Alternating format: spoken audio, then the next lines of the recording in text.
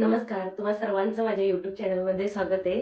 तर आज मी एक असा पदार्थ बनवणार आहे जो सध्या लुप्त होत चाललेला आहे तो पदार्थ. तर मी सांगते तुम्हाला आज मी काय बनवणार आहे. आज मी गव्हाची खीर बनवणार आहे. खपली गव्हाची खीर जी सोलापूर भागामध्ये आणि कर्नाटक भागामध्ये जास्त प्रमाणात बनवली जाते. तीच खीर मी आज बनवणार आहे. तर चला सांगते मी. ही खीर बनवण्यासाठी आपल्याला जास्त काही सामान लागत नाही. इथे मी खपली गहू 1 वाटी घेतले. याच वाटीने 1.5 वाटी गूळ घेतलाय. थोडे बदाम आणि काजूचे काप घेतलेत. वेलची, सुंठ आणि बडीशेपची पावडर घेतले. आणि माझ्याकडं काही ओलं खोबरं नव्हतं तर मी सुक्या खोबऱ्याचे काप घेतले तिथं. हे गहू आपल्याला काढून घ्यायचेत.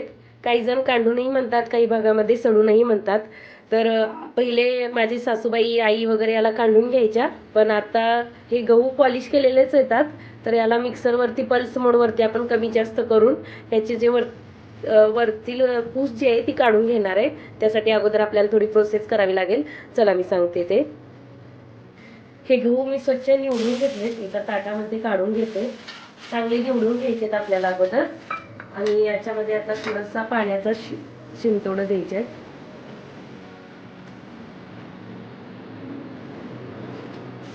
याला छान मिक्स करून घ्यायचे.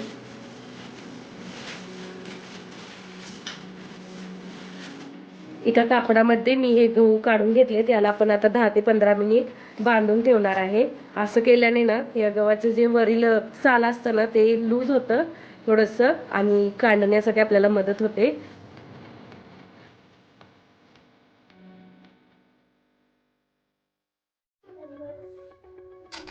15-20 मिनिट झाल्यानंतर मी कापडातून गहू काढून मिक्सरवरती पल्स मोडवरती कमी जास्त करत थोडं फिरवून घेतलेलं. आता त्यामध्ये उकळतं गरम पाणी टाकून त्याला 1 ते 2 तास झाकून ठेवायचं आणि नंतर आपण याला शिजवून घेणार आहे कुकरमध्ये.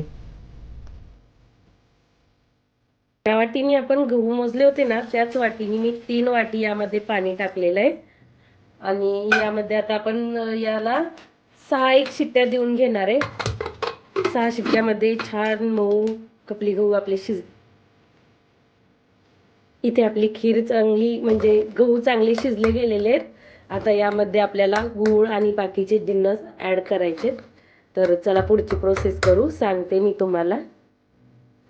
ही खीर मी एका पातेल्यामध्ये काढून घेणार आहे आणि नंतर यामध्ये गूळ वगैरे ॲड करणार आहे. तुम्हाला हवं तर तुम्ही यामध्येही करू शकता. घ्यायचं याच्यामध्ये मी ज्या वाटीने गहू घेतले ना त्याच वाटीने 1.5 वाटी गूळ घेतलेला आहे. आता याला छान असं मिक्स करून घेऊया एक जीव असं. गूळ आपला छान यामध्ये मिक्स होते तोपर्यंत आपण एका पॅनमध्ये खोबऱ्याचे काप थोडेसे भाजून घेऊया तुपामध्ये आणि ड्रायफ्रुट्स. यामध्ये आता मी तूप टाकते थोडंसं.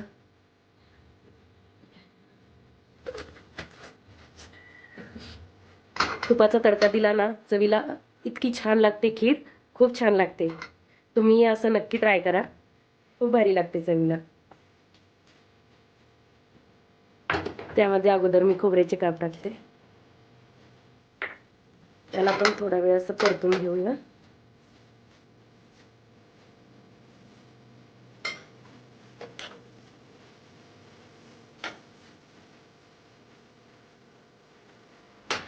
आता यामध्येच मी ड्रायफ्रूटचे पण काप टाकते आणि याला छान असं मिक्स करून घेते.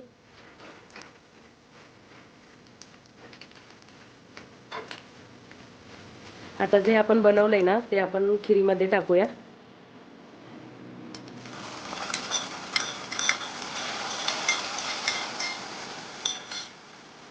मला आता छान मिक्स करूया.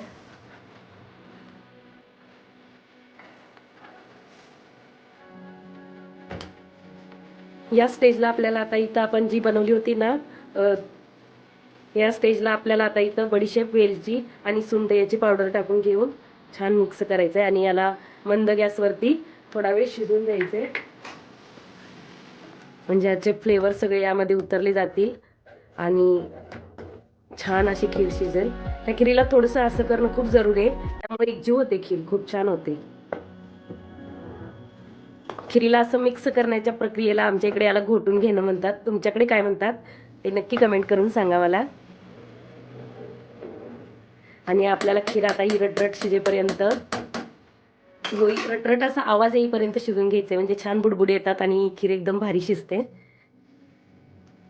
आता याला मी मंद आचेवर एक 15 ते 20 मिनिटं 15 मिनिटानंतर चेक करूया. मस्त खीर शिजायला लागलेली.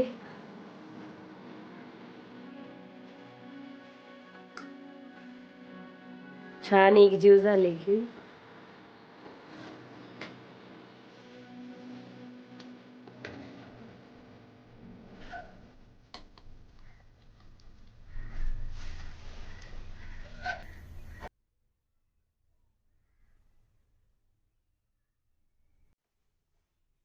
अशा प्रकारे तयार आहे आपली पारंपरिक पद्धतीने केलेली खपली गव्हाची खीर. तुम्ही नक्की ट्राय करा, खूप छान लागते ही खीर.